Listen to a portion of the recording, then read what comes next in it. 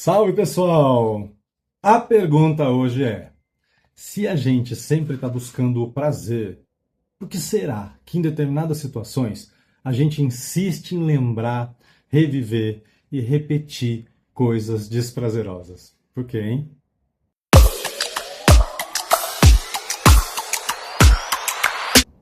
Hoje nós vamos conversar um pouquinho sobre o terceiro livro do nosso grupo de estudos, que é tchananã, Além do Princípio do Prazer, do Freudão, que está aqui, ele escreveu em 1920. A gente vai situar também esse momento aí, mas eu queria falar antes que esse aqui é um texto fundamental para a psicanálise, né? Ele é a partir dele que o Freud agrega uma nova percepção do funcionamento do aparelho psíquico. Né? Até ele, a gente já tem a questão do consciente, pré-consciente, inconsciente, que ele fala aqui também. Né? Só que a gente está falando antes do princípio do prazer e do princípio da constância. Né? Então a gente busca o prazer, a gente quer repetir situações prazerosas e a gente quer manter a coisa nesse lugar. Aqui, depois disso aqui, o Freud fala que tem alguma coisa além do princípio do prazer e ele se dispõe a investigar, estudar, falar um pouquinho disso. Né? E é depois então que ele vai falar do eu, do super-eu e do isso, né? Que a gente também ouve como id, ego e superego.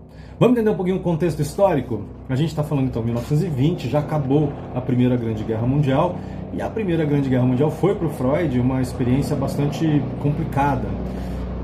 O Freud ele sentiu muito, né, o que estava acontecendo no mundo, e ele se questionou muito, né, sobre por que o mundo busca tanto desgosto, né, tanta decepção, né, e tantas coisas como a guerra produzem. A segunda ainda vai ser pior para ele, a gente sabe por que também. Mas, neste momento aqui, ele entrou em contato com as pessoas que voltaram da guerra. Isso foi muito importante, né? Inclusive, ele elaborou e entregou um relatório condenando o método de tratamento das pessoas, né, dos soldados, porque usavam choque elétrico, né, para tratar neurose de guerra. Ele falou assim, isso é completamente inadequado e não trata tudo. E aqui nesse livro ele vai falar um pouquinho de coisas que ele descobriu durante essa investigação assim.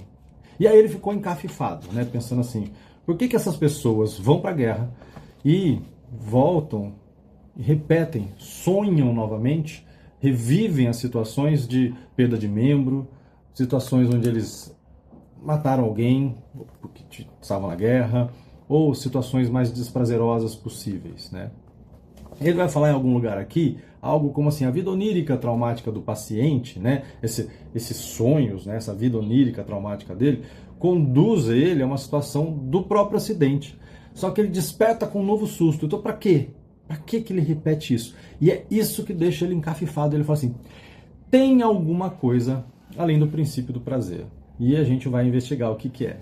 Eu não vou falar do livro todo, tá, gente? Porque tem muitos conceitos, eu aconselho que vocês leiam, mas eu quero fazer uma leitura de algumas partes com você. Aqui, já no tópico 1, né, ele vai iniciar admitindo, ele fala assim, ele já começa, né? Admitimos sem hesitar, ele começa aqui, que os processos psíquicos buscam o prazer e buscam evitar o desprazer. Ele fala assim, ó, não é que não seja isso, é que tem coisa além disso, né?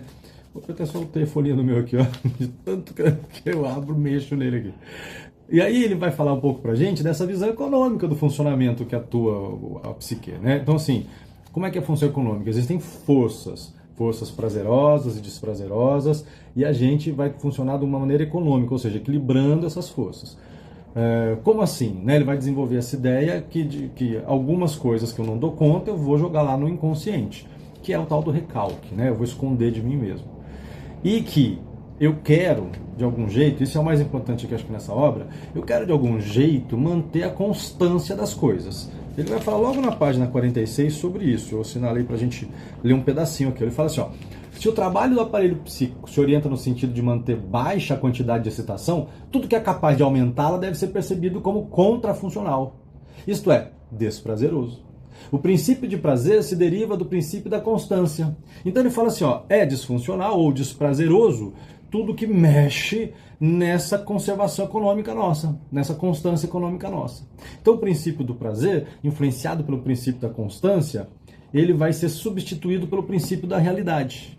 Então ele vai se deparar com a realidade. Também ele vai trazer aqui, logo na página 48 aqui, falando sobre isso aqui, substituindo pelo princípio da realidade, que sem desistir do propósito de um ganho final de prazer, exige e impõe o adiamento da satisfação, a renúncia a muitas possibilidades para tanto e a tolerância temporária do desprazer no longo desvio que leva ao prazer. Então olha só, ele fala assim, ó, por que a gente se depara com a realidade e sabe que a realidade não é só prazer, a gente aceita adiando o prazer ou desprazer em algum momento. Quer dizer, isso é um pedacinho, do primeiro pedacinho, né, que ele traz aqui pra gente. Daí ele vai falar que quando consegue, né, esses conteúdos aí, depois de muita luta, tá na página 49, se você tiver com o livro aí, obter por meio de rodeios uma satisfação direta ou substitutiva, então eu consegui o que eu queria, ou algo no lugar daquilo que eu consegui, o que eu queria, mas parecido, que me remete àquilo que eu queria, o que acontece tão facilmente nos casos dos impulsos sexuais recalcados,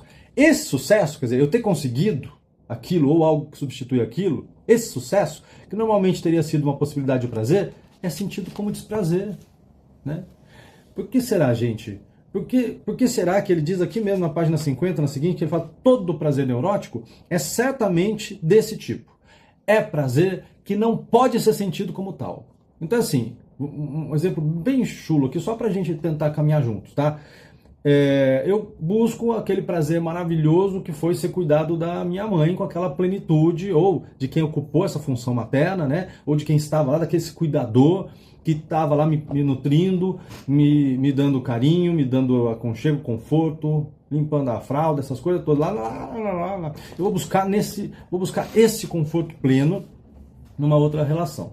Eu não consigo achar, mas eu encontro alguém que é capaz de me dar um cuidado semelhante, alguém que cuida de mim bastante.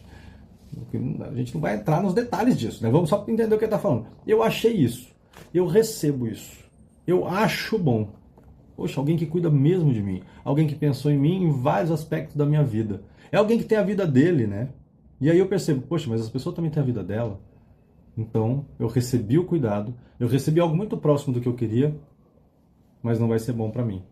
Né? Por quê? Porque não é o que eu buscava. Então, por isso que ele vai dizer que a neurose ela é certamente desse tipo. É prazer, eu recebo prazer, mas eu não aceito viver aquele prazer. Porque em algum lugar primitivo, ali atrás, eu estou buscando exatamente aquele outro. Né? Então, que desprazer é esse? Né? Que lugar é esse que está além do princípio do prazer? Aí a gente vai para o tópico 2. No tópico 2 ele vai falar da guerra, que ele desenvolve um pouco mais o raciocínio sobre provar que o adoecimento das emoções ou dos nervos, né, como vai falar aqui, não vem de impacto físico. Né? Então não é uma pancada que deixa a pessoa traumatizada. O trauma também vem de outras causas, ou melhor, principalmente vem de outras causas. Né? Ele vai falar disso, isso é muito importante para a medicina da época. Né? Imagina o avanço. Uma medicina que só olha para a biologia, que só olha para, né, para a química e a física do corpo, e não consegue entender que existem outras instâncias de funcionamento do corpo humano, né? Que não é o físico, não é o químico. E aí ele vai falar então do neto dele. Ele não diz que é o neto, né? Nossa, a gente deve ser... Imagina ser neto do Freud, que coisa horrorosa, né? Inclusive, em algum momento, ele fala assim que é uma criança que não era nada adiantada no desenvolvimento, quer dizer, criança normal, né? Mas ele estava julgando a criança ali, né? Fala que é bem comportada, fala que é obediente, quer dizer assim, a criança não está fazendo birra, ela não é uma criança superdotada, mas ela também não é uma criança atrasada, né, no desenvolvimento intelectual dela. Só que ela lida com a seguinte situação dos pais saírem, né, mas especialmente a mãe vai embora, vai trabalhar, vai fazer as coisas dela, e ela não consegue reagir a isso. Mas certamente é desprazeroso para ela quando a mãe vai embora. Quando a mãe vai embora é mais ou menos esse fim do mundo, né, que a gente fala às vezes. E ela deixa, ela não reage, ela é educadinha, né, ela boazinha, vai fazer as coisas dela. Só que quando a mãe está fora, ela desenvolveu uma brincadeira. Ela pega uns brinquedos, começa a jogar embaixo da cama e fala fó, fó, fó, né, assim, expressando a raiva, né? A gente faz isso, né, gente? A gente expressa em outro lugar, em outra coisa, alguma raiva que a gente não pôde bancar, né? Ela não banca dizer pra mãe, não, eu quero que você fique. Ela não faz a birra que muita criança faz. Mas em outro momento ela vai descarregar isso. As coisas saem de algum jeito, né? Tudo vaza, não tem como esconder, né? Você cala, mas a ponta do dedo revela, o Freud fala isso. E aí, ela vai brincando, a maior parte das vezes é só jogando mesmo, falando fort, que em alemão parece com fort, que foi embora, né? Saiu. E com um carretel amarrado, né? O Freud percebe que às vezes ela traz de volta e fala dá. E esse dá significa aí está, né? Aí está, aí está. E esse dá já é numa outra entonação, já é numa outra contexto emocional. Então, Só que ela nem sempre traz de volta. Ela não está reproduzindo o que a mãe fez, como algumas pessoas podiam falar, e o Freud fala aqui, né? Não, ela não está fazendo isso. Ela está descarregando aquilo que ela não conseguiu fazer diante da mãe. A gente faz coisa parecida, né? A gente faz, às vezes, aquela brincadeira do cadê? Achou, né? Mais ou menos. A gente está também falando, ó, cadê? Sumiu, não tá? Ah, mas aqui tá. É que a gente acaba nessa brincadeira sempre compensando. Lá não é exatamente isso que acontece, né? Aqui na página 57, o Freud vai dizer, a criança se compensava, por assim dizer, encenando ela própria esse mesmo desaparecimento do retorno. Mas tem outro ponto importante. É impossível que a partida da mãe tenha sido agradável, ou mesmo apenas indiferente para a criança. Como, pois, harmoniza-se com o princípio do prazer, que ela repita a brincadeira, que ela vai vivenciar então a parte ruim, porque ela fazia muito mais a parte ruim, a parte da mãe ir embora. E aí ele percebe que isso é uma forma de elaboração a partir do brincar, né? O Freud vai falar então do brincar, aqui na página 60, ele fala, ao passar da passividade do vivenciar para a atividade do brincar, a criança inflige a um companheiro de brincadeiras coisas desagradáveis que ela própria aconteceram, vingando-se assim da pessoa desse substituto. Aqui ele está falando, por exemplo, uma criança que passa por uma cirurgia. Então a criança passou por uma cirurgia e aí doeu, foi horrível, e ela passou calada, aguentou, ficou boa, se recuperou, e ela vai brincar de médico com algum amiguinho. E ela vai provocar dor nessa criança. Né? Imagina, por exemplo, as crianças, gente, e vamos parar com essa cabeça pervertida, porque quem tem cabeça pervertida é você, né? A criança, até os 5 anos, e o Freud já provou isso, quando a gente fala de sexualidade, ela não está falando de ato sexual, não está falando das coisas que você sabe da vida, porque ela não sabe aquilo, ela é criança, né? Então, se ela imagina a cena primária, se ela imagina, né, que os seus cuidadores estão transando, e ela não sabe como é aquilo, porque, né, ela não teve contato com aquilo, não viu, não teve essa informação, e não é para ter medo, tá ok, tá tudo certo.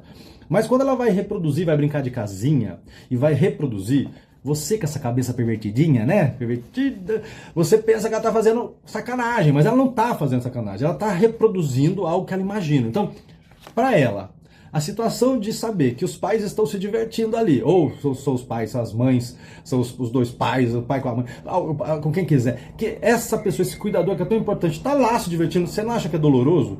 Pô, não está se divertindo comigo? Eu tô aqui sozinho? Então, na hora que ela vai brincar, olha que interessante, ela vai reproduzir isso, fala assim, agora vamos pro quarto, e se fecha. E aí ela vai reproduzir de algum jeito que cause dor nessa outra criança. Por quê? Porque para ela causou dor. E essa dor pode ser simplesmente pegar a cabeça dessa criança e bater na parede.